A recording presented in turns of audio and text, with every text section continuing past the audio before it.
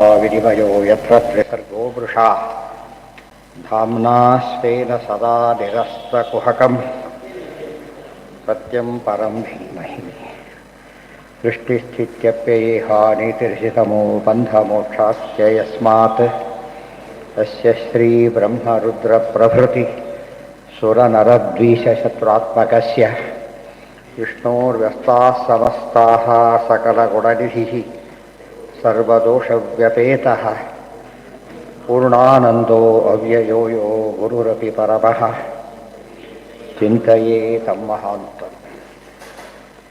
17ನೇ ಅಧ್ಯಾಯ. ಇದರಲ್ಲಿ ಗಂಗೋತ್ಪತ್ತಿ ಹೇಳ್ತಾರೆ. ತ್ರಿವಿಕ್ರಮ ರೂಪದಿಂದ ಪರಮಾತ್ಮ ತನ್ನ ಪಾದವನ್ನು ಮೇಲಕ್ಕೆ ಹಾಕಿದಾಗ ಸತ್ಯಲೋಕವನ್ನು ದಾಟಿ ಹೊರಟಾಗ ಆಗ ಬ್ರಹ್ಮದೇವರ ಪಾದವನ್ನು ತೊಡಿತಾರೆ. ಆ ಪಾದವೇ ಪಾದದ ಕದೆ ವಿಷ್ಣುಪದಿ ಗಂಗಾ ಅಂತ ಆ ವಿಷಯದಲ್ಲಿ ಹೇಳ್ತಾರೆ.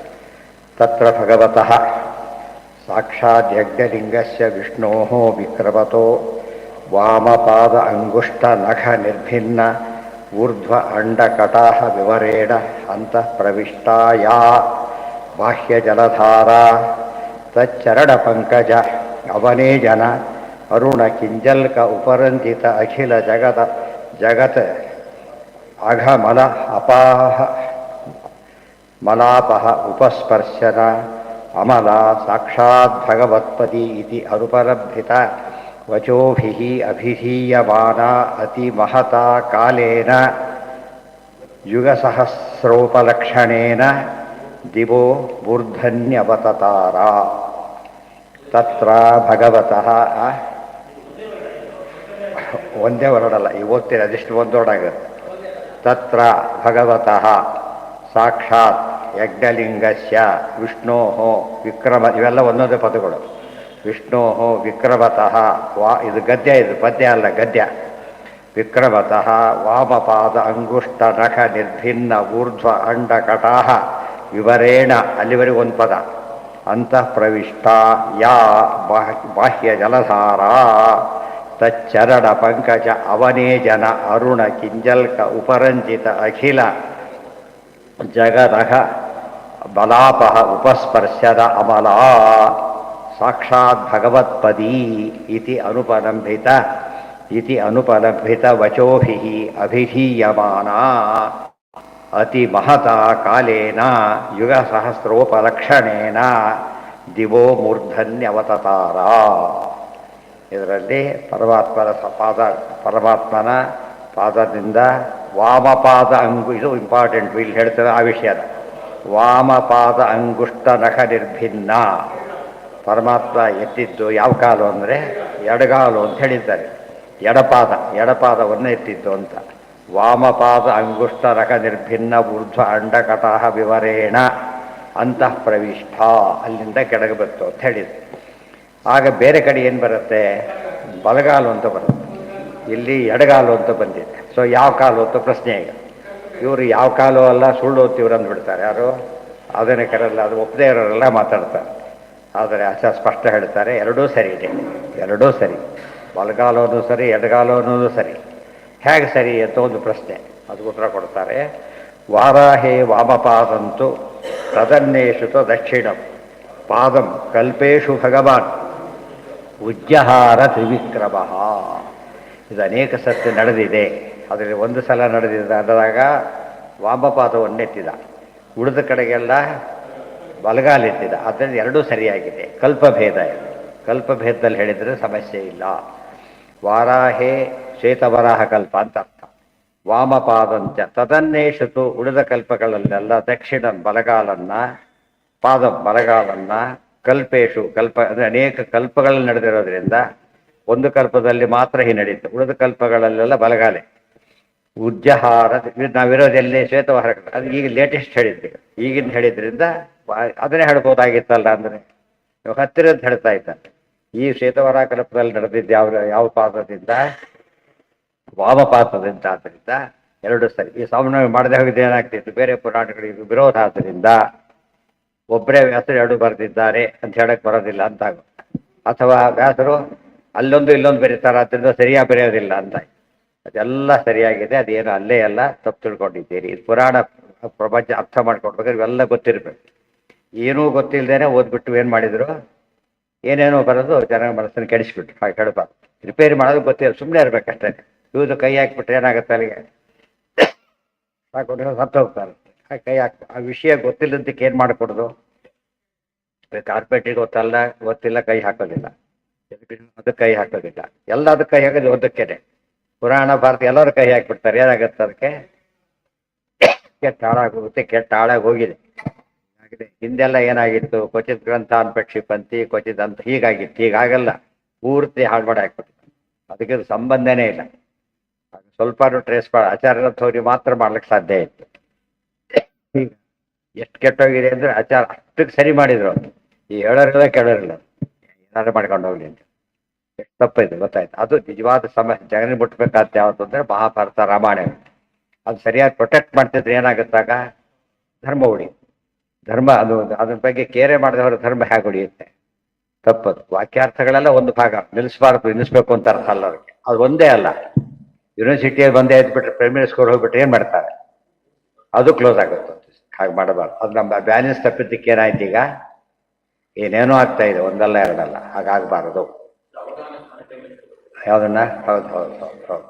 ಮುಂದೆ ಏನು ದೊಡ್ಡದಿದೆ, ಭಾಗೀರಥಿ ಗದ್ಯ ಅಂತ ಹೆಸರು ಇದಕ್ಕೆ. ಭಾಗೀರಥಿ ಗದ್ಯ ಇಲ್ಲಿ ಎಲ್ಲ ಹೇಳಕ್ ಹೋಗ್ಲಿಲ್ಲ, ಯಾಕಂದ್ರೆ ಬೇಕಾದ್ದಕ್ಕೆ ಆಚಾರ ಹೇಳಿದ ತಾತ್ಪರ್ಯ ಮಾತ್ರ ಇದಕ್ಕಿರೋದ್ರಿಂದ ಇಷ್ಟು ಮಾತುಗಳು. ಪೂರ್ತಿ ಓದ್ಕೊಂಡಾಗ ಭಾಗೀರಥಿ ಗದ್ಯ ಆಗುತ್ತೆ. ಅದರ ಸ್ನಾನ ಕಾಲಕ್ಕೆ ನಿತ್ಯದಲ್ಲೂ ಹೇಳಬೇಕು. ಸಮುದ್ರ ನದಿ ಸ್ನಾನ ಇತ್ಯಾದಿ ಕಾಲಕ್ಕೆ ಭಾರಿ ಭಾರಿ ಮಹತ್ವ ಇದೆ. ಭವಾನಿನಾಥೈಹಿ ಮುಂದೆ ಭವಾನಿ ಬೇರೆ ಅಭಿಷೇಕ ಬೇರೆ ಹೇಳೋದಿಲ್ಲ ಇಲ್ಲಿ. ಭವಾನಿನಾಥೈಹಿ ಸ್ತ್ರೀ ಗುಣ ಅರ್ಬುದ ಸಹಸ್ರೈಹಿ ಅವರುಧ್ಯಮಾನೋ ಭಗವತಃ ಚತುರ್ಮೂರ್ತೆ ಮಹಾಪುರುಷಸ್ಯ ತುರೀಯಾಂ ತಾಮಸೀಂ ಮೂರ್ತಿಂ ಪ್ರಕೃತಿಂ ಆತ್ಮನಃ ಸಂಕರ್ಷಣ ಸಂಜ್ಞಾಂ ಆತ್ಮಸಮಾನ ಸಮಾಧಿರೂಪೇಣ ಸನ್ನಿಧಾಪ್ಯ ಏತದಭಿಗೃಣನ್ ಭವ ಉಪಧಾವತಿ.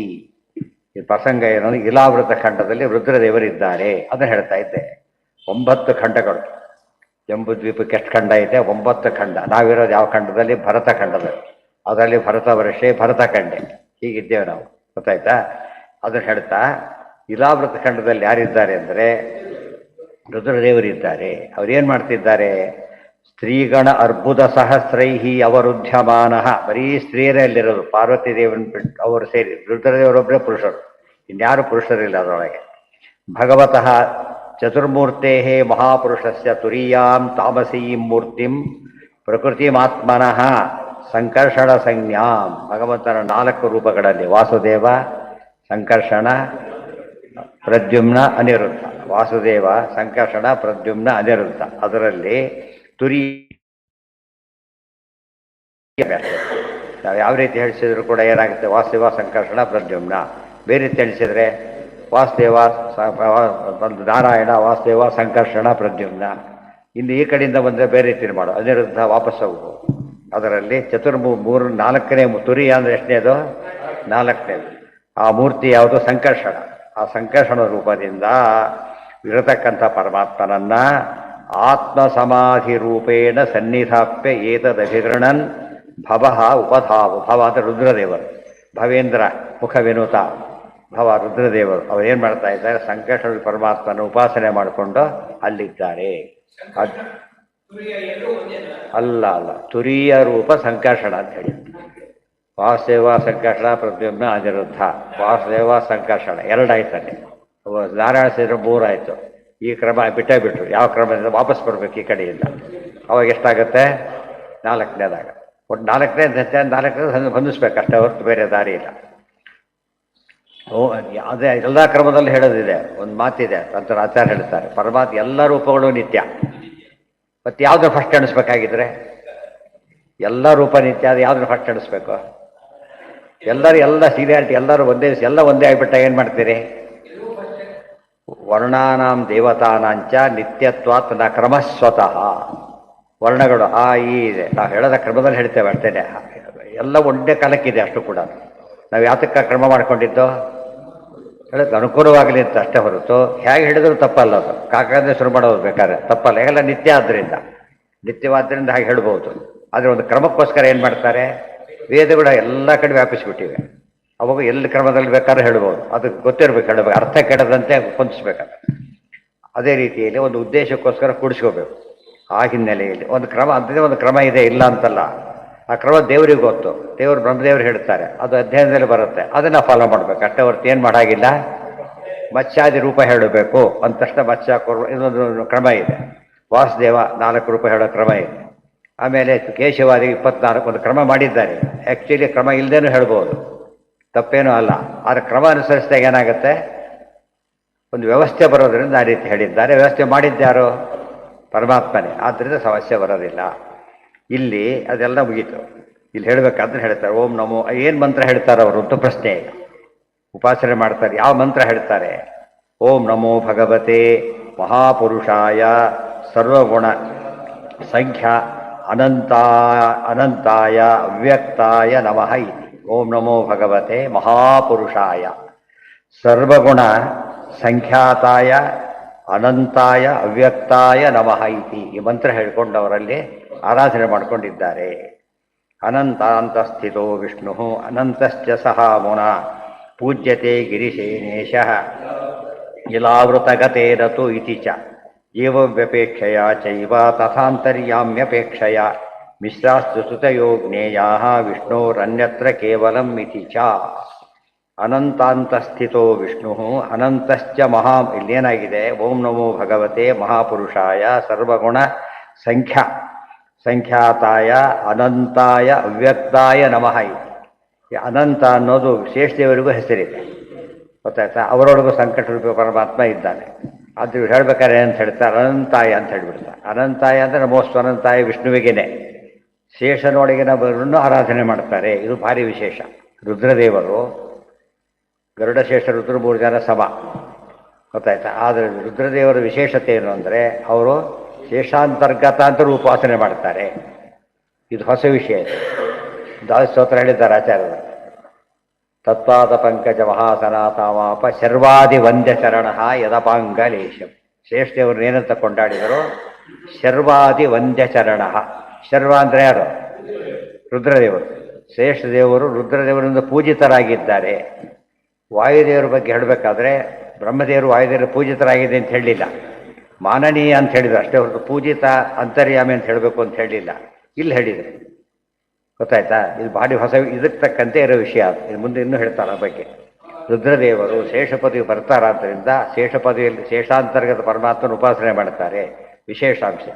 ವಾಯುದೇವರು ಬ್ರಹ್ಮದೇವ್ರ ಪದವಿ ಬರ್ಬೇಕಾದ್ರೆ ಆ ರೀತಿ ಮಾಡಬೇಕಾಗಿಲ್ಲ, ಇವ್ರು ಹಾಗೆ ಮಾಡ್ತಾರೆ. ಆದ್ದರಿಂದನೇ ಆ ವಿಷಯ ಹೇಳೋದಕ್ಕೋಸ್ಕರ ಅಂತರ್ಗತ ಅಂತ ಹೇಳೋದ್ರಿಂದ ಅದು ಸರಿಯಾಗಿದೆ ಅಂತ. ಇಲ್ಲದವ್ರಿಗೆ ಗೊಂದಲ ಬರ್ತಿತ್ತು.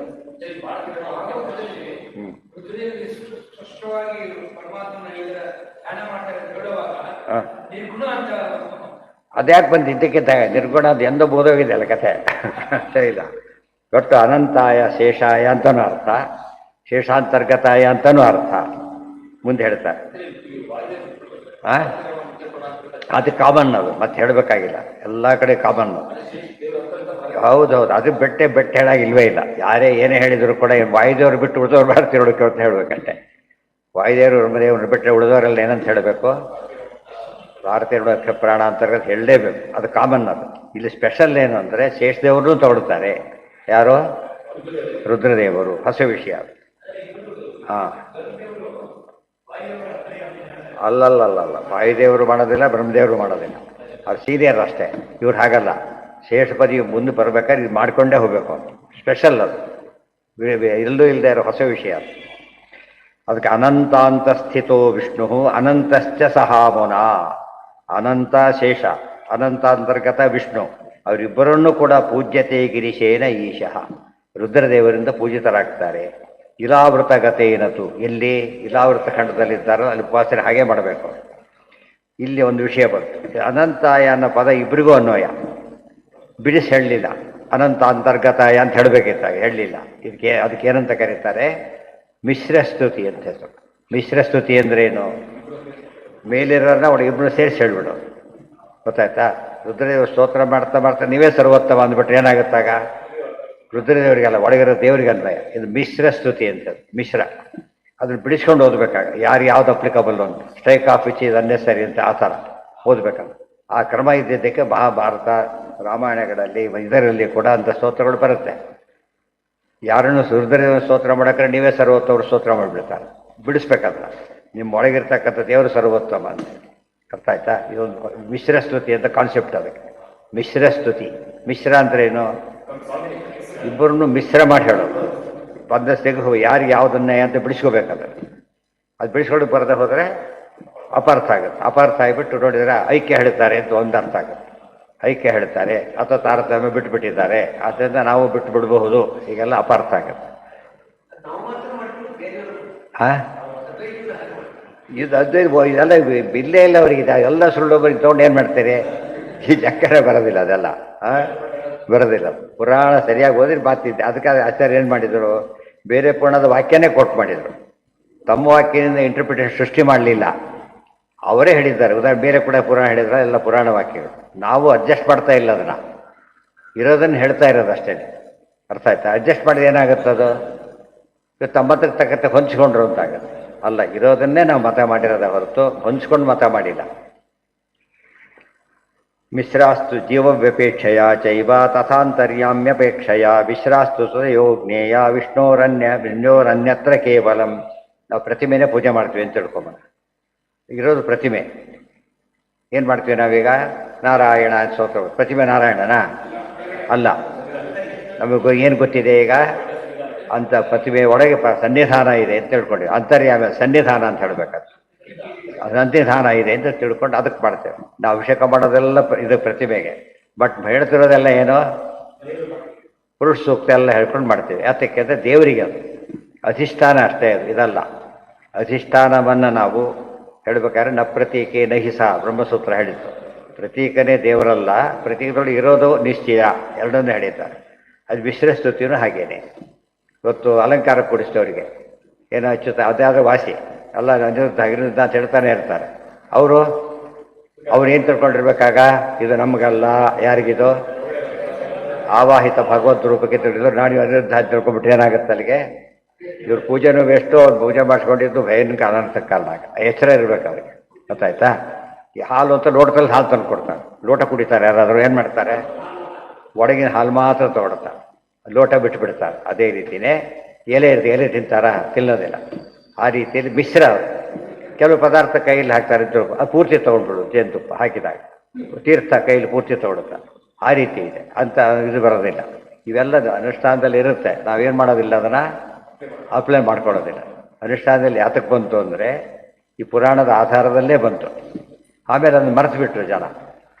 ಎಲ್ಲ ಆಚಾರ್ಯರು ತೋರಿಸ್ಕೊಡ್ತಾರೆ. ಇಂಥ ಪ್ರಸಂಗ ಬಂದಾಗ ಅರ್ಥ ಮಾಡಿಕೊಳ್ಳಿ. ಜೀವವ್ಯಪೇಕ್ಷೆಯ ಚೈವ ತಥಾಂತರ್ಯಾಮ್ಯಪೇಕ್ಷೆಯ ಮಿಶ್ರಾಸ್ತು ಸುತಯೋ ಜ್ಞೇಯ ವಿಷ್ಣೋರನ್ಯತ್ರ ಕೇವಲಂ. ಉಳಿದವ್ರಿಗೆ ಮಾಡಿದಾಗ ಮಾಡಲಿ. ವಿಷ್ಣುವಿಗೆ ಹೇಳಿದ ಮಾತ್ರ ಮಿಶ್ರ ಸ್ತುತಿ ಅಲ್ಲ, ಡೈರೆಕ್ಟ್ ಸ್ತುತಿ. ಬೇರೆ ಏನಾದರೂ ಕೂಡ ಉಳಿದವ್ರನ್ನ ದೇವರು ಅಂತ ಆರಾಧನೆ ಮಾಡಿದರೆ ಅದು ಮಿಶ್ರ ಸ್ತುತಿ ಅಂತ ವಿಭಾಗ ಮಾಡ್ಕೊಂಡು ಓದಬೇಕು. ಇದು ದೇವರಿಗೆ ಮಾಡಿದಾಗ ಮಾತ್ರ ಏನು ಡೈರೆಕ್ಟ್ ಇತಿ. ಅದೆಲ್ಲ ಮಾಡೋದು ಕಷ್ಟ ಅಂತಲೇ ಏನು ಮಾಡಿಬಿಟ್ಟು ದೇವ್ರ ಪೂಜೆ ನೇರ ಇಷ್ಟೇ ಮಾಡಿಬಿಡಿ, ಆಯಿತಾ? ಉಳಿದೆಲ್ಲ ಅನುಸಂಧಾನಕ್ಕೆ ಬರುತ್ತೆ. ಎಲ್ಲ ಇಟ್ಕೊಂಡು ಕುತ್ಕೊಂಡ್ಬಿಟ್ಟು ಏನಾಗ್ತಿತ್ತು ಅವರಿಗೆ? ಕನ್ಫ್ಯೂಷನ್ ಬರೋದು. ಆ ದೇವ್ರ ಪೂಜೆ ಅಂತಷ್ಟು ಅರ್ಥ ಏನು ಇವತ್ತು? ನಾರಾಯಣ ಪೂಜೆ ಅಂತಲೇ ಅದು. ಉಳಿದವರಲ್ಲಿ ತಾರತಮ್ಯ ಕ್ರಮದಲ್ಲಿ ಪೂಜೆ ಅಷ್ಟೇ. ಅಷ್ಟು ಮುಗೀತು. ವಿಶ್ವೋದ್ಭವಸ್ಯ ಅದು ಮುಗಿದ ಮೇಲೆ ಮುಂದಿನ ಅಧ್ಯಾಯ ಅಷ್ಟಾದಶ. ಎಷ್ಟಾಯ್ತು ಅಲ್ಲಿಗೆ? ಅಷ್ಟ ಅಂದರೆ ಎಷ್ಟು? 8. ದಶ ಅಂದರೆ ಎಷ್ಟು? 18 ಆಗ್ತದೆ. ಇಂಗ್ಲೀಷ್ನಲ್ಲೂ ಹಾಗೆ ಕರೀತಾರೆ. 8 ಟೀನ್ ಅಂದರೆ ಎಷ್ಟು? 8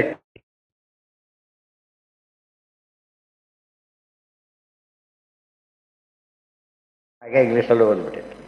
ಆ ಬೇರೆ ಭಾಷೆಯಲ್ಲೂ ಹಾಗೆ ಶುರುವಾಯಿತು. 10, 9, 10, 9, 18. ಕನ್ನಡದಲ್ಲೂ ಹಾಗೆ ಆಯಿತು 18. ಅದು ಸೇರಿಸ್ಬೇಕಾಗ ಏನು ಮಾಡೋದು? 20 to 10 20 ಬಂತಲ್ಲ, ಅಲ್ಲೂ ಕೂಡ 20 ಆಗಬೇಕಾದ್ರೆ 210 ಆಯ್ತು. 210 30 310. ಟಿ ಎಂಬುದು ಏನು ಮಾಡಿದ್ರು? Short form. ಯಾವುದಕ್ಕೆ? 10ಗೆ ಸರಿ ಹೋಯ್ತಾಗ 90 9 10 ಎಷ್ಟಾಯ್ತು? 90. ಅದೇ ಉತ್ತರ ಬಂತು ಅಷ್ಟೇ. ಅಂದರೆ ಎಲ್ಲ ಭಾಷೆಗಳು ಪದ ಬಂದು ಹೇಳುವಾಗ ಬಂದಿರೋ ರೀತಿ ಅದು. ಭಾಷೆಗಳಿಗಿರೋ ಸಾಮ್ಯ ಕೂಡ ಗೊತ್ತಾಗುತ್ತೆ. ವಿಶ್ವೋದ್ಭವಸ್ಥಾನ ನಿರೋಧ ಕರ್ಮತೆ ಯಕರ್ತುರಂಗೀಕೃತಮಪಿ ಅಪಾವೃತಂ ಯುಕ್ತಂ ನ ಚಿತ್ರಂ ತ್ವಯಿ ಕಾರ್ಯಕಾರಣೇ ಸರ್ವಾತ್ಮನಿ ವ್ಯತಿರಿಕ್ತೇ ಚ ವಸ್ತುನಿ. ಈ ಸ್ತೋತ್ರ ಮುಂದುವರೆದು ಹೇಳ್ತಾರೆ. ಅಪ್ರಯಾಸೇನ ಕರ್ತೃತ್ವಂ ಅಕರ್ತೃತ್ವವಿಹೋಚ್ಯತೆ ಮಹಾಶಕ್ತಿತ್ವಸ್ತಸ್ಯ ಯುಜ್ಯತೆ ಪರಮಸ್ಯತು ಇತಿ ತಂತ್ರಸಾರೇ. ಅಲ್ಲೇನು ಬರ್ತದೆ? ವಿಶ್ವೋದ್ಭವ ಸ್ಥಾನ ನಿರೋಧ ಕರ್ಮತೆ ಹಿ ಅಕರ್ತು ಅಂತ ಪದ ಉಪಯೋಗಿಸಿದ್ದಾರೆ. ವಿಶ್ವ ಉದ್ಭವ ಸ್ಥಾನ ನಿರೋಧ, ವಿಶ್ವೋದಯ ಸ್ಥಿತಿಲಯೋ ನೇತಿ ಪ್ರದಾಯ. ವಿಶ್ವ ವಿಶ್ವದ, ಉದ್ಭವ ಹುಟ್ಟು, ಸ್ಥಾನ ಸ್ಥಿತಿ, ಅವನ ನಿರೋಧ ಲಯ, ಎಲ್ಲ ಕರ್ಮಗಳು ನಿನಗೆ ಸಹಜವಾಗಿ ಮಾಡ್ತೀಯ. ನೀನು ಅಕರ್ತ ಅಂತ ಕರ್ಮ. ಅಕರ್ತು ಎಲ್ಲ ಮಾಡ್ತಾನೆ ಅಂತ ಹೇಳಿದ್ರು, ಕರ್ತೃವಲ್ಲ ಅಂತ ಹೇಳಿಬಿಟ್ರು. ಅವ್ರೇನು ಮಾಡಿದ್ರು? ಅದಕ್ಕೆ ಸುಳ್ಳು ಅಂತ ಹೇಳಿದ್ರು ಅಂತ ಹೇಳಿಬಿಟ್ರು. ಅಲ್ಲ, ಅಕರ್ತು ಅಂದರೆ ಯಾತಕ್ಕೆ ಅಂದರೆ ಅಪ್ರಯಾಸೇನ ಕರ್ತೃತ್ವಂ ಅಕರ್ತೃತ್ವ ವಿಹೋಚ್ಯತೆ. ಪ್ರಯಾಸ ಇಲ್ಲದೇನೆ ಮಾಡೋ ಕೆಲಸಕ್ಕೆ ಏನಂತ ಕರೀತಾರೆ? ಅಕರ್ತ ಅಂತ ಕರೀತಾರೆ.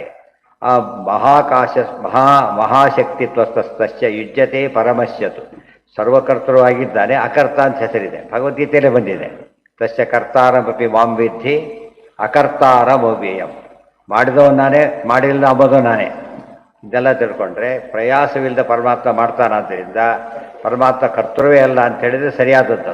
ಆದರೆ ಮಾಡೋದಿಲ್ಲ ಬರ್ತಲ್ಲಿ ಹೇಳಬಾರ್ದು, ಪ್ರಯಾಸವಿಲ್ಲದ ಮಾಡ್ತಾನೆ ಅಂತ ಹೇಳಬೇಕು. ನಮ್ಮಲ್ಲೂ ಪದ್ಧತಿ ಇದೆ. ಒಂದು ಮಗು ಬೀಳುತ್ತೆ, ಯಾರೋ ಎತ್ತಿ ಕೊಟ್ಬಿಡ್ತಾರೆ. ಎಷ್ಟು ಕೊಡಲಿ ಅಂತ ಕೇಳೋದಿಲ್ಲ. ಅವನೇ ನಾನೇನು ಮಾಡಿದೆ ಅಂತ ಏನು ಹೇಳ್ತಾ ಅವನು?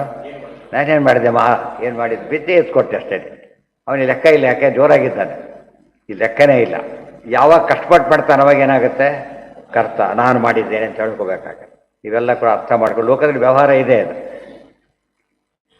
ಯಾವುದ್ರಲ್ಲಿ ಸ್ವಾತಂತ್ರ್ಯ ಇಲ್ಲ, ಅದಕ್ಕೂ ಏನಂತ ಹೇಳ್ತಾನೆ? ಅಕರ್ತ ಅಂತ ಹೇಳ್ತಾರೆ. ದುಡ್ಡು ಕೊಟ್ಟ ಕ್ಯಾಶಿಯರು ನಾನು ಕೊಟ್ಟಿಲ್ಲ ಅಂತ ಹೇಳ್ತಾನೆ. ಯಾತಕ್ಕೆ? ನಂದಲ್ಲ, ನಾನು ಅವ್ರು ಹೇಳಿದ್ದಾರೆ ಕೊಡ್ತೇನೆ ಅಷ್ಟು, ನಂದಲ್ಲ, ನಾನು ಕೊಟ್ಟೆ ಇಲ್ಲ ಅಲ್ಲಿ.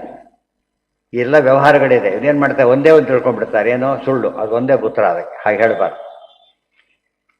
ಮಹಾಶಕ್ತಿತ್ವತಸ್ತತ್ಯ, ಆಲ್ರೆಡಿ ಆಯಾಸ ಇಲ್ಲದೆ ಮಾಡ್ತಾನೆ ಅಂತ ಪರಮಾತ್ಮರು ಹೇಳ್ತೀರಲ್ಲ, ಆಯಾಸ ಇಲ್ಲದೆ ಯಾಕೆ? ನಮ್ಮ ಸ್ವಲ್ಪ ಕೆಲಸಕ್ಕೆ ನಮಗೆ ಆಯಾಸ ಆಗುತ್ತೆ. ಇಷ್ಟೆಲ್ಲ ಪರಮಾತ್ಮ ಆಯಾಸವಿಲ್ಲದೆ ಮಾಡ್ತಾನೆ ಹೇಗಾಗುತ್ತೆ ಅಂದರೆ ಮಹಾಶಕ್ತಿತ್ವತಃ. ಶಕ್ತಿ ಭಾರಿ ಇದ್ದಾಗ ಏನಾಯ್ತದು? ಆಯಾಸ ಬರೋದಿಲ್ಲ. ಯಾವಾಗ ಶಕ್ತಿ ಕಡಿಮೆ ಇರುತ್ತೋ ಅದು ಆಯಾಸ ಅನಿಸುತ್ತೆ. ಅರ್ಥ ಆಯ್ತಾ? ಉಸಿರಾಟನೇ ಆಯಾಸ ಅನಿಸಿಲ್ಲ, ಭಾರಿ ಕಷ್ಟ ಆದಾಗ ಉಸಿರಾಟ ಭಾರಿ ಕಷ್ಟ ಆಗ್ತಾ ಇದೆ ಅಂತೇಳಿ ಪ್ರಯಾಸ ಪಡ್ತಾನೆ. ಅರ್ಥ ಆಯ್ತಾ? ಆದ್ದರಿಂದ ಆಯಾಸವಿಲ್ಲದೆ ಮಾಡೋದನ್ನು ಏನಂತ ಕರೀತಾರೆ? ಕರ್ತೃತ್ವ ಅಲ್ಲ ಅಂತ ಕರೀತಾರೆ. ಹೊರತು ಕರ್ತೃತ್ವ ಇದೆ ಇಲ್ಲಿ, ಆಯಾಸವಿಲ್ಲದ ಕರ್ತೃತ್ವ ಅಂತ ಅರ್ಥ ಮಾಡ್ಕೋಬೇಕೆ ಹೊರತು ಇಲ್ಲ. ಇಲ್ಲ ದೇವರಿಗೆ ಏನಾಗ್ತಿತ್ತು ಇಲ್ದಿದ್ರೆ? ಅನಂತ ಸೃಷ್ಟಿ ಮಾಡಿ ಆಗಿದೆ ದೇವರಿಗಾಗಲೇ, ಇನ್ನು ಅನಂತ ಮಾಡ್ಲಿಕ್ಕಿದ್ದಾನೆ. ಒಬ್ಬನೇ ದೇವರು, ಇನ್ಚಾರ್ಜ್ ಯಾರು ಕೊಟ್ಟೋಗಾಗಿಲ್ಲ. ಅರ್ಥ ಆಯ್ತಾ? ಬೇಜಾರಾಗುತ್ತೆ, ಸುಸ್ತಾಗಲ್ಲ ಅಂದರೆ ಆಗೋದಿಲ್ಲ. ಯಾತಕ್ಕೆ? ಮಹಾಶಕ್ತಿತ್ವತಃ. ಮಹಾಶಕ್ತಿ ಇರೋದು. ಊಟ ಮಾಡೋಕೆ ಸುಸ್ತಾಗತ್ತಾ? ಜಾಸ್ತಿ ಮಾಡಿ ಸುಸ್ತಾಗ ಮಾಡೋ ಕ್ರಿಯೆಗೆ ಏನಿಲ್ಲ, ಖುಷಿಯಿಂದ ಮಾಡ್ತಾನೆ. ಹೌದಲ್ಲ? ಮೊದಲಿನಿಂದ ಎಷ್ಟೆಷ್ಟು ಬಡಿಸಿದ್ರು ಕೂಡ ಏನು ಮಾಡ್ತಾನೆ? ಖುಷಿಯಿಂದ ಮಾಡ್ತಾನೆ. ಆದರೆ ಅದನ್ನೇನೆ ಕಷ್ಟವಾದ ಜೀರ್ಣ ವಿಚಿಡಿಸ ಅವಾಗ ಆಗಲ್ಲ ಅಂತ ಹೇಳ್ಬಿಟ್ಟು ನುಂಗ್ಲಕ್ಕೆ ಆಗೋದಿಲ್ಲ, ಸ್ಥಿತಿ ಬಂದ್ಬಿಡ್ತಾನೆ. ಅದಕ್ಕೆ ಹೇಳಬೇಕಾದ್ರೆ ನೀನು ಆಯಾಸ ಆಗಿದೆ ಹನುಮಂತ, ಸ್ವಲ್ಪ ಇಳ್ಕೊಂಡು ಹೋಗು ಅಂತ ಹೇಳಿದಾಗ ಏನಂತ ಹೇಳ್ತಾರಲ್ಲಿ? ನನಗೇನು ನೈವಾತ್ರ ವಿಶ್ರಮಣಮೈಚ್ಛದ ಅವಿಶ್ರಮೋಸು. ಯಾತಕ್ಕೆ? ನಿಸ್ಸೀಮ ಪೌರುಷ ಬಲಶ್ಚ ಕುತಶ್ರಮ. ಅದೇ ಯುಕ್ತಿ ಕೊಟ್ಟಿರೋದು. ಮಹಾಶಕ್ತಿ ಪರಮಾತ್ಮನಾಗಿದ್ದರಿಂದ ಅವನಿಗೆ ಆಯಾಸನೇ ಇಲ್ಲ. ಅದಕ್ಕೇನಂತ ಕರೀತಾರೆ? ಕರ್ತೃವಲ್ಲ ಅಂತ ಕರೀತಾರೆ. ನಾವು ಮಾಡೋದು ಅತಿ ಸ್ವಲ್ಪ, ಅದು ಮಾಡಿಸಿದ್ದನ್ನು ಅಷ್ಟಕ್ಕೆ ನಮಗೇನಾಗುತ್ತೆ? ಫ್ಲೈಟಲ್ಲಿ ಬರ್ತಾನೆ, ಸುಸ್ತು. ನಡ್ಕೊಂಡ್ಬಂದಿದ್ದಾನ, ಕೂತೇ ಸುಸ್ತು. ಅರ್ಥ ಆಯ್ತಾ ನಿಮಗೆ? ಕೂತೇ ಸುಸ್ತು. ಅಂದರೆ ಇಷ್ಟು ಪ್ಯಾಸಿವಾಗಿದ್ದು ಕೂಡ ನಮಗೇನು ಅನಿಸುತ್ತೆ? ಆಯಾಸ ಅನಿಸುತ್ತೆ. ದೇವರಿಗೇನಿಲ್ಲ, ಅಷ್ಟು ಆ್ಯಕ್ಟಿವ್ ಆಗಿದ್ದು, ಪ್ರತಿ ಕ್ಷಣದಲ್ಲೂ ಆ್ಯಕ್ಟಿವ್ ಆಗಿದ್ದು, ಎಲ್ಲ ಕೆಲಸದಲ್ಲೂ ಆ್ಯಕ್ಟಿವ್ ಆಗಿದ್ದು, ಆಯಾಸನೇ ಇಲ್ಲ. ಯಾತಕ್ಕೆ? ಅಷ್ಟು ಶಕ್ತಿ ಇಷ್ಟೆಲ್ಲ ದೇವರು ಮಾಡ್ತಾನಲ್ಲ, ಎಷ್ಟು ಶಕ್ತಿ ಉಪಯೋಗಿಸ್ತಾನೆ? Fraction of a fraction. ವಾಯುದೇವರೇ ಫುಲ್ ಉಪಯೋಗಿಸಲ್ಲ. ಅರ್ಥ ಆಯ್ತಾರೆ? ವಾಯುದೇವರೇ ಫುಲ್ ಶಕ್ತಿ ಉಪಯೋಗಿಸೋದಿಲ್ಲ. ಮಹಾಲಕ್ಷ್ಮಿ ಪ್ರಶ್ನೆನೇ ಬರೋದಿಲ್ಲ, ಕೋಟಿ ಪಟ್ಟು ಮೇಲಿದ್ದಾನೆ, ಅನಂತ ಪಟ್ಟು ಪರಮಾತ್ಮ ಮೇಲಿದ್ದಾನೆ. ಆಗೋದಿಲ್ಲ ದೇವರಿಗೆ. ಆಯಾಸದ ಹೆಸರು ಕೂಡ ಇಲ್ಲ. ಅದಕ್ಕೆ ಅಕರ್ತ ಅಂತ ಕರೀತಾರೆ.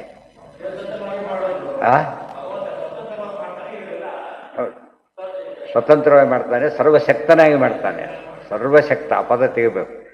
ಅಜರಾಮರಣ ಸಕರಾರ್ತಿಹರ ನಿಜಾನ ಬಂತಲ್ಲ, ನಿಜಪೂರ್ಣ ಸುಖಾಮಿತ ಬೋಧತನು ಪರಶಕ್ತಿ ಅನಂತ ಗುಣ ಪರಮಃ.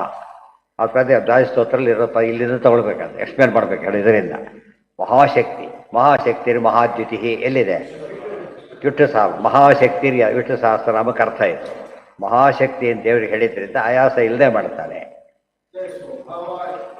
ಏನು? ಹೌದು. ಹಾಂ ಹಾಂ ಹಾಂ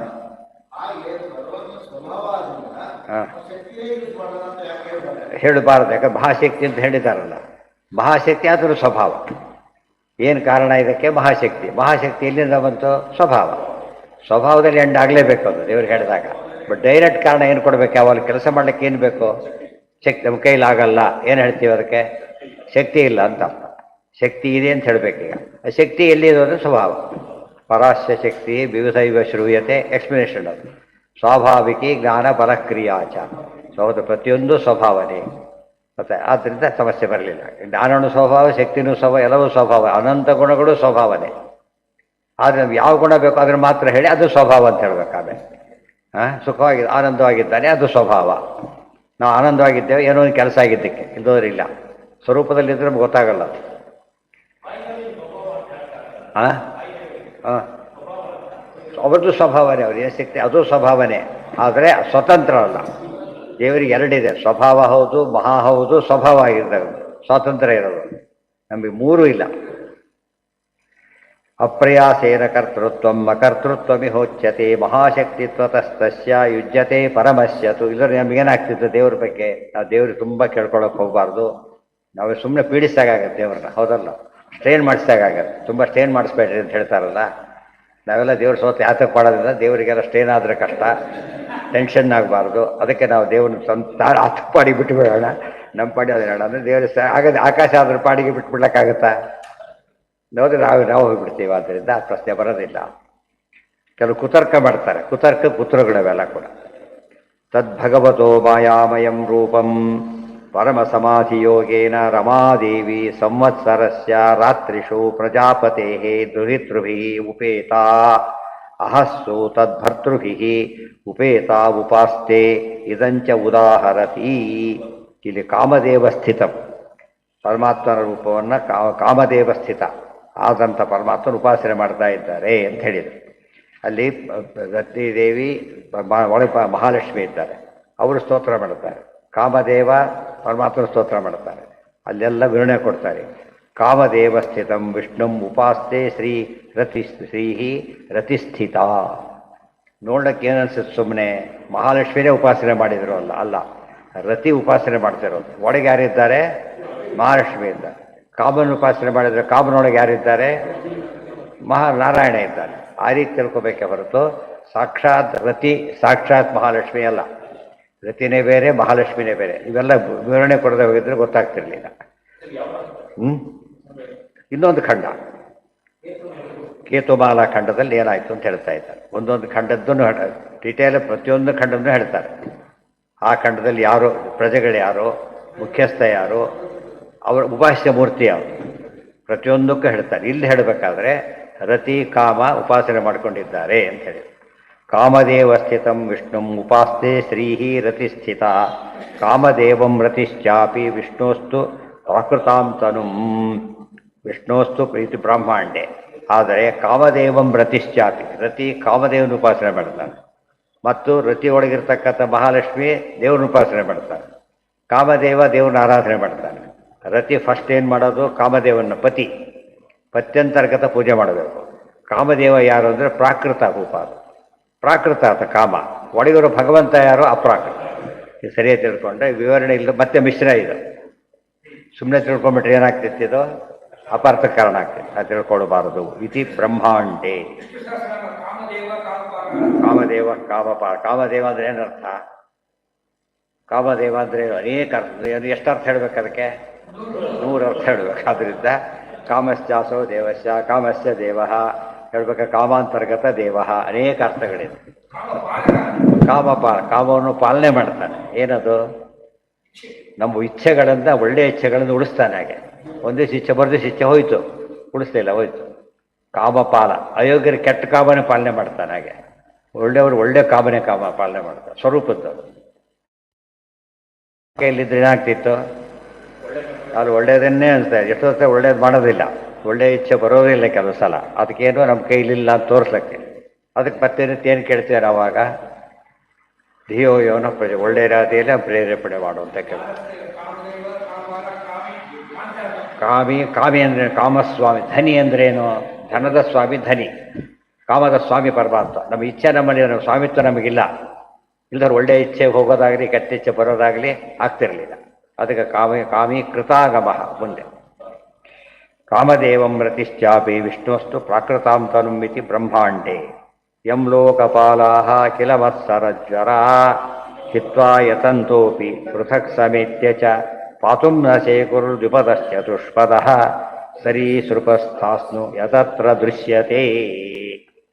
ಯಂ ಲೋಕಪಾಲಾಹ ಕಿಲ ಮತ್ಸರಜ್ವರಾಃ ಹಿತ್ವಾ ಯತಂತಃ ಅಪಿ ಪೃಥಕ್ ಸಮೇತ್ಯ ಚ ಪಾತುಂ ನ ಶೇಕುಃ ದ್ವಿಪದಃ ಚತುಷ್ಪದಃ ಸರೀಸೃಪಸ್ಥಾಸ್ನು ಯತತ್ರ ದೃಶ್ಯತೆ. ಇಲ್ಲೊಂದು ಮಾತು ಬಂತು. ದೇವರ ಶಕ್ತಿ ಎಷ್ಟು ಅಂತ ಕೇಳಿದರೆ, ಎಷ್ಟೋರಿ ಮಾತ್ಸರ್ಯ ಇದ್ದರೂ ಕೂಡ, ಅಯ್ಯೋ ಹೀಗಿದ್ದಾನಲ್ಲ ದೇವರು ಬೀರ್ಸಕ್ಕೆ ಅಂತ ಹೋದರೂ ಕೂಡ ಅವ್ರಿಗೆ ಆಗೋದಿಲ್ಲ ಅಂತ ಹೇಳಿದ್ರು. ಒಂದು ಪ್ರಶ್ನೆ ಬಂತು, ಇವತ್ತು ಹಾಗೆಲ್ಲ ಮಾಡ್ತಾರಾ? ದೇವ್ರ ಬಗ್ಗೆ ನಾವು ಯಾಕೆ ಮಾಡ್ತೇವೆ? ನಮಗೆ ತಿಳುವಳಿಕೆ ಇಲ್ಲ ಆದ್ದರಿಂದ. ದೇವರ ತಿಳುವಳಿಕೆ ಇದೆ ಅಂತ ಕೇಳಿದ್ರೆ ಎಕ್ಸ್ಪ್ಲೇಷನ್ ಕೊಡ್ತಾರೆ. ಸ್ಪರ್ಧಂತ ಇವ ದೇವಾಸ್ತು ಹರಿಣ ಯತ್ರ ಕುತ್ರಚಿತ್ ಹರೇರೇ ವಾಜ್ಞೆಯ ಕ್ವಾಪಿ ದೈತ್ಯಾವೇಶಾದಥಾಪಿ ವಾ ಇತಿ ಚ. ದೇವತೆಗಳು ಸಾಮಾನ್ಯವಾಗಿ ಏನು ಮಾಡೋದಿಲ್ಲ, ಅವರು ಸ್ಪರ್ಧೆ ಮಾಡೋದಿಲ್ಲ. ಏನು ಗೊತ್ತಿದೆ ಅವರಿಗೆ?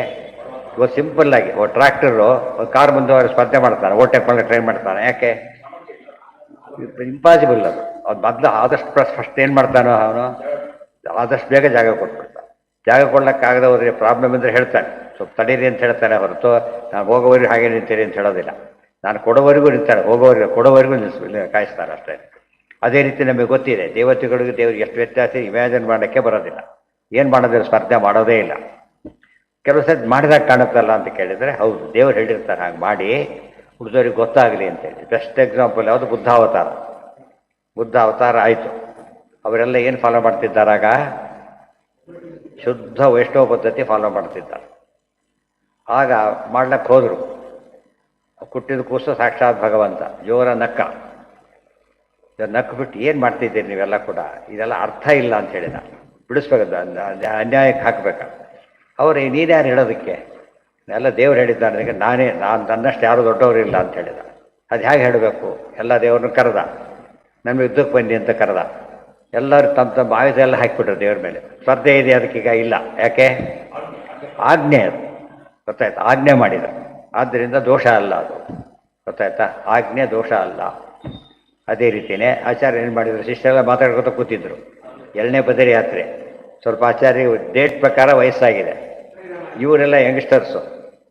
ಆಚಾರ್ಯಗಾಗಿರೋದು ತೋರಿಕೆಗೆ ಅಷ್ಟೇ, ಒಳಗೇನೂ ಆಗಿಲ್ಲ.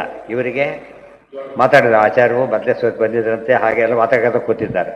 ಈಗ ಪಾಪ ವಯಸ್ಸಾಗಿದೆ ತಕ್ಷಣ ಬನ್ನಿ ಅಂತ ಕರೆದ್ರು. ಅವ್ರಿಗೆ ಗೊತ್ತಾಯ್ತು ಯಾರು ಪಂಚಾಯಿತಿ ಆಯಿತು ಅಂತೇಳಿ. ನಿಮಗೆ ಶಕ್ತಿ ಇಲ್ಲ ತಾನೇ? ಎಲ್ಲ ಒಂದು 15-20 ಜನ ಇದ್ದಾರೆ. ಬರೀ ಯಾತ್ರೆ ಹೋಗ್ಬೇಕಾದ್ರೆ ಜೋರಾಗಿ ಇರಬೇಕದು. ಎಲ್ಲ ಒಟ್ಟಾಗಿ ನಾನು ಹೊಡಿಬೇಕು. ನೀವೀಗ ಕುಸ್ತಿ ಬರಬೇಕು ನನ್ನ ಮೇಲೆ, ಒಟ್ಟಿಗೆ ಬರಬೇಕು, 1 by 1 ಅಲ್ಲ. ಮತ್ತೆ ನೀವು ಗುರುಗಳು ಮೆಲ್ಲ ಕೊಡೋದೆ ಅಂತ ಹೇಳಬಾರ್ದು. ಏನು ಮಾಡಬೇಕು? ನಿಮ್ಮ ಮ್ಯಾಕ್ಸಿಮಮ್ ಶಕ್ತಿ ಉಪಯೋಗಿಸ್ಬೇಕು.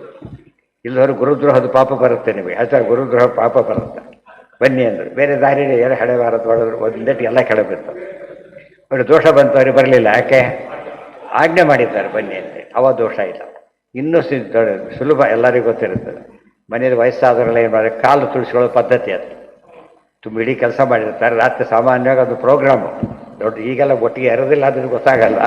ಇದೆಲ್ಲ ದೊಡ್ಡವರು ಎಲ್ಲ ಕಾಲು ಹೊತ್ತಿಗೆ ಕಾಲು ಹೊತ್ತ ಕೊಡು, ಇಲ್ಲ ಕಾಲು ತೊಳಿಯೋದು, ಬರೀ ಒತ್ತೋದಲ್ಲ, ಕಾಲು ತೊಳಿಯೋದು.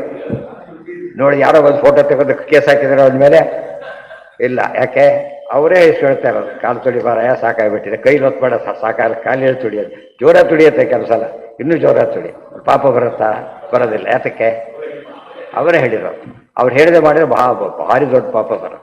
ಇದೆಲ್ಲ ಅರ್ಥ ಮಾಡಿಕೊಂಡ್ರೆ ಎಲ್ಲೆಲ್ಲಿ ದೇವತೆಗಳು ಸ್ಪರ್ಧೆ ಮಾಡಿದಾಗ ಕಾಣಿಸುತ್ತೋ ಅದು ನಿಜವಾಗ್ಲೂ ದೇವರು ಅಪ್ಪಣೆ ಮಾಡಿದ್ದಾನೆ ಹೊರತು ದೋಷ ಬರೋದಿಲ್ಲ. ಆದರೆ ಒಮ್ಮೊಮ್ಮೆ ಹೊಸರಾವೇಶದಿಂದಾಗೂ ಹಾಗೆ ಮಾಡ್ತಾರೆ. ನೆಕ್ಸ್ಟ್ ಇನ್ನೊಂದಿದೆ ನೋಡಿ, ದೈತ್ಯಾವೇಶ ತಥಾಪಿವ. ಎಲ್ಲಿ ಅದು? ಎಲ್ಲಿ ಎಲ್ಲಿ ಯಾವಾಗ ಎಲ್ಲಿ? ಗೋವರ್ಧನೋದ್ಧರಣ, ಪಾರಿಜಾತಾಪಹರಣ, ಅಲ್ಲೆಲ್ಲ ಯುದ್ಧಕ್ಕೆ ಬರ್ತಾರೆ ಅವರು. ಆ್ಯಕ್ಚುಲಿ ಯುದ್ಧಕ್ಕೆ ಬರ್ತಾರೆ. ಹೊಡಿಸ್ಕೊಂಡ್ಮೇಲೆ ಅವರು ತಪ್ಪಾಯ್ತು ಅಂತ ಕೇಳ್ತಾರೆ. ಅಲ್ಲಿ ಹೆಸರಾವೇಶ ಇದೆ. ಎರಡು ಕೇಸೇ ಇದೆ. ಹೆಚ್ಚು ಕೇಸ್ ಯಾವುದು ಅಂದರೆ ಅಪ್ಪಣೆಯಿಂದನೇ ಮಾಡೋದು. ಒಮ್ಮೊಮ್ಮೆ ಹೆಸರಾವೇಶ ಬರುತ್ತೆ. ಎಕ್ಸಾಂಪಲ್, ರಾವಣನ ಕೊಂದ ತಕ್ಷಣ ಅವ್ರೇನು ಮಾಡಿದರು? ಯುದ್ಧಕ್ಕೆ ಬನ್ನಿ ಅಂತ ಕರೆದ್ರು. ತಕ್ಷಣ ಸೋತ್ಬಿಟ್ರು. ಅದು ಹೆಸರಾವೇಶ ಬಂದಿದ್ದಾಗ. ಇದಲ್ಲ, ಸ್ಪರ್ಧೆ ಅಲ್ಲ. ಗೊತ್ತಾಯ್ತು? ಇದು ಬುದ್ಧಾವತಾರಕ್ಕೆ ಒಂದು ಸ್ಪರ್ಧೆ ಇದೆ. ಹಾಂ ಹಾಂ ಹಾಂ, ಅದು ತಪ್ಪೇ. ಅದು ಅವಸರಾವೇಶ. ಅದು ಅದೇನಿದಲ್ಲ. ಗೊತ್ತಾಯ್ತು? ಅದಲ್ಲ. ಇದು ಹೇಳಿದ್ರೆ ಇಂಥ ಕೆಲಸಗಳು ಮಾತ್ರ ಸರಿಯಾದ. ಅದು ಮದುವೆ ನೆನಪಿಟ್ಕೊಂಡ್ಬಿಟ್ರೆ ಆಗುತ್ತೆ. ಅದು ಸಿಂಪಲ್. ಏನೇನು ಪ್ರಶ್ನೆ ಇಲ್ಲ. ಹರೇರೇ ವಾಜ್ಞೆಯ ಕ್ವಾಪಿ ದೈತ್ಯಾವೇಶ ತಥಾಪಿ ವಾ. ಇವೆಲ್ಲ ದೇವರ್ಸ್ಕೊಡದೆ ಹೋಗಿದ್ರೆ ಎಷ್ಟು ಅಪಾರ್ಥ ಆಗ್ತಿತ್ತು. ಯದ್ರೂಪಮೇತತ್ ನಿಜಮಾಯಯಾರ್ಪಿತಂ ಅರ್ಥಸ್ವರೂಪಂ ಬಹುರೂಪರೂಪಿತಂ ಸಂಖ್ಯಾನಯಸ್ಯಾಸ್ತಿ ಅಥೋಪಲಂಭ ತಸ್ಮೈ ನಮಸ್ತೆ ಅವ್ಯಪದೇಶ ರೂಪಿಣೇ. ಮತ್ತೊಂದು ಅದಕ್ಕೆ ಒಳ್ಳೆ ಉದಾಹರಣೆ ಕೊಡ್ತಾರೆ. ಉಪಲಂಭನಾದಯ ಯಥಾದೃಷ್ಟಂ ತಥಾ ನ ತಿಷ್ಠತಿ ಅನ್ಯಥಾ ಭವತಿ ಇತ್ಯರ್ಥಃ. ಯದ್ರೂಪಮೇತತ್ ನಿಜಮಾಯಯ ಅರ್ಪಿತಂ ಅರ್ಥಸ್ವರೂಪಂ ಬಹುರೂಪರೂಪಿತಂ ಸಂಖ್ಯಾನಯಸ್ಯ ಅಸ್ತಿ ಅಥ ಉಪಲಂಭನಾತ್ ತಸ್ಮೈ ನಮಃ ತೇ ಅವ್ಯಪದೇಶ ರೂಪಿಣೆ. ಉಪಲಂಭನಾತ್ ಅಥ, ಉಪಲಂಭನಾತ್ ಅಯಥ ಅಂತಿದೆ. ಉಪಲಂಭನಾತ್ ಅಯಥ ಯಥಾದೃಷ್ಟಂ ತಥಾ ನಾತಿಷ್ಠತಿ ಇತಿ ಅಥ ಅಭವತ್ ಎಲ್ಲಾಯ್ತದ ಅನ್ಯಥಾ ಭವತಿ ಇತ್ಯರ್ಥಃ. ಪರಮಾತ್ಮ ರೂಪದಲ್ಲಿ ಬದಲಾವಣೆ ಇದೆಯೋ? ಇಲ್ಲ. ಆದರೆ ಬಹಳಷ್ಟು ಹೇಗೆ ನೋಡ್ತಾರೆ? ಪ್ರತಿ ಕ್ಷಣದಲ್ಲೂ ನೋಡ್ತಾರೆ. ಹೇಗೆ ಕಾಣಿಸುತ್ತೆ ಅವರಿಗೆ? ಬಗೆ ಬಗೆಯ ನೂತನವಾಗಿ ಕಾಣುತ್ತಾ ಮಾಡ್ತಾ ಇದ್ದಾರೆ. ದೇವ್ರ ರೂಪ ಚೇಂಜ್ ಆಯ್ತಾ? ಚೇಂಜ್ ಆಗಿಲ್ಲ. ಇವರ ಖುಷಿಯಲ್ಲಿ ವ್ಯತ್ಯಾಸ ಆಯ್ತಾ? ಆಯಿತು. ಅದೇ ನೋಡೋದಕ್ಕೆ ಏನು ಕಾಣಿಸುತ್ತೆ ಅಂದರೆ ರೂಪ ಬದಲಾದಂತೆ ಕಾಣುತ್ತೆ. ರೂಪ ಬದಲಾಗಿಲ್ಲ. ನೋಡೋರಿಗೆ ಹೇಗೆ ಕಾಣಿಸ್ತಾ ಇದೆ ಅದು? ಅದೇ ದೇವ್ರ ಬಗ್ಗೆ ಅಂಥದ್ದು ಏನಾದ್ರು ಹೇಳಿದರೆ ರೂಪ ಬದಲಾವಣೆ ಆಗಿಲ್ಲ. ಅವರಿಗೆ ಅವರ ಸಾಮರ್ಥ್ಯದಿಂದಾಗಿ ಜ್ಞಾನ ವೃದ್ಧಿ, ಅದು ನಮಗೆಲ್ಲ ಅರ್ಥ ಆಗಲ್ಲ, ಅಂಥ ವೃದ್ಧಿಯಿಂದಾಗಿ ಅವರೇನು ಮಾಡ್ತಾರೆ? ಹೊಸತನವನ್ನು ಕಾಣ್ತಾರೆ. ಅದು ತುಂಬ ಇಂಪಾರ್ಟೆಂಟ್. ಅದೇ ರೀತಿ ಆರಾಧನೆ ಮಾಡಬೇಕಾದ್ರೆ ದೇವರು ಹೊಸದಾಗಿ ಪ್ರತಿಶತ ಶ್ರೀನಿವಾಸ ಅವ್ರು ನೋಡಿರ್ತಾರೆ, ಮತ್ತೆ ಹೋಗ್ತಾರೆ. ಈ ಸಲ ಹೊಸದಾಗಿ ಕಾಣಿಸ್ತಾ ಯಾರು ಅಂತ ಕೇಳ್ತಾರ? ಏನಂತಾರೆ? ಈಗ ಎಷ್ಟು ಹೊಸದಾಗಿರುತ್ತೆ ಅವರಿಗೆ? ಅಕಸ್ಮಾತ್ ದರ್ಶನ ಆಗಿದ್ರೆ ವಾಪಸ್ ಬಂದು ತಿಳ್ಕೊಳ್ಳಿ. ಹಿಂದೆ ನೋಡಿದ್ದಾರೆ, ಆದರೂ ಮನಸ್ಸಿಗೆ ಏನಾಗೋರಿಗೆ ಈಗ ಇದು ದೊಡ್ಡ ಮಿಸ್ ಆದ ಭಾವನೆ ಬರುತ್ತೆ.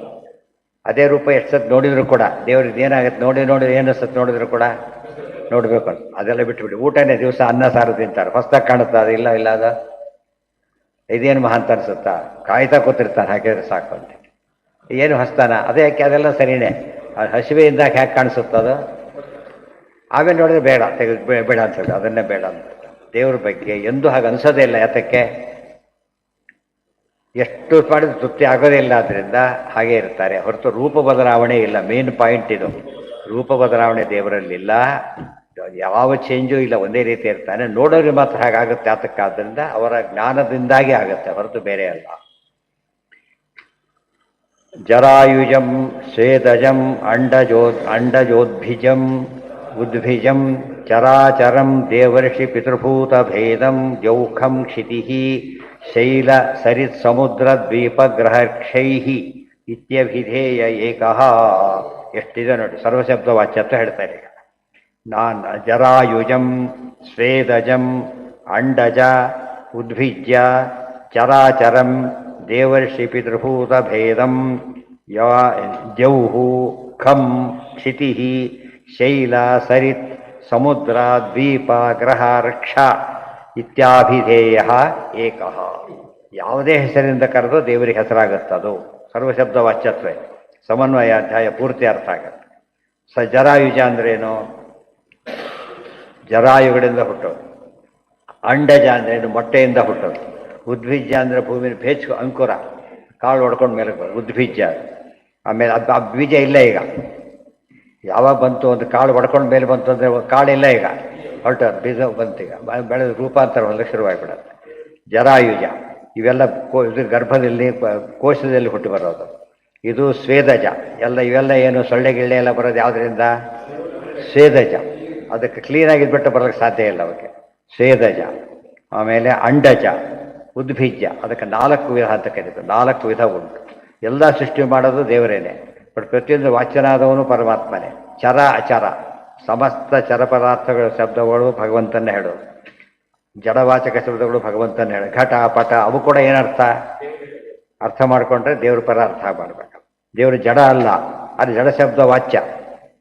ದೇವಋಷಿ ಪಿತೃಭೂತ ಭೇದಂ, ದೇವರ್ಷಿಗಳ ಹೆಸರು, ದೇವರ ಹೆಸರು, ಋಷಿಗಳ ಹೆಸರು, ಪಿತೃಗಳ ಹೆಸರು, ಭೂತಗಳ ಹೆಸರು, ಇವೆಲ್ಲ ವೆರೈಟಿ ಇದೆ, ಹೆಸರುಗಳಿದೆ. ಎಲ್ಲ ಹೆಸರು ಮುಖ್ಯವಾಗಿ ಯಾರನ್ನು ಹೇಳೋದು? ದೇವರನ್ನೇ. ದ್ಯೌಹು ಗಗನ, ಖಂ ಆಕಾಶ, ಕ್ಷಿತಿ ಭೂಮಿ, ಆಮೇಲೆ ಶೈಲ ಬೆಟ್ಟಗಳು,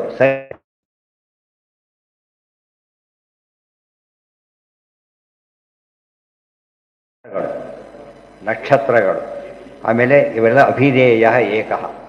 ಅದೇ ಆಚಾರ ಹೇಳ್ಬೇಕಾದ್ರೆ ಸರ್ವೈಶ್ಚ ವೈದಿಕ ಪದೈರಿಪಿ ಲೋಕಶಬ್ದೈ ಮೇಘಾಗ್ನಿ ವಾರಿತಿ ಲವೈಶ್ಚ ಸರ್ವೈ ಏಕೋ ಅಭಿಧೇಯ.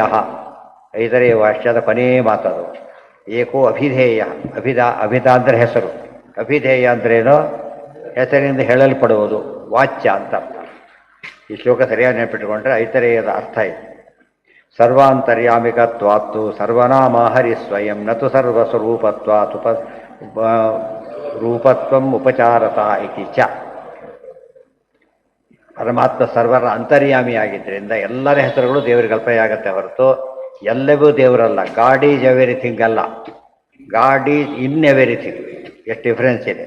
ಗಾಡ್ ಈಸ್ ಎವ್ರಿಥಿಂಗ್ ಅಂದರೆ ಮಹಾಪಾಪ, ಗಾಡ್ ಈಸ್ ಇನ್ ಎವ್ರಿಥಿಂಗ್ ಅಂದೇ ಹೋದರೆ ಮಹಾಪಾಪ.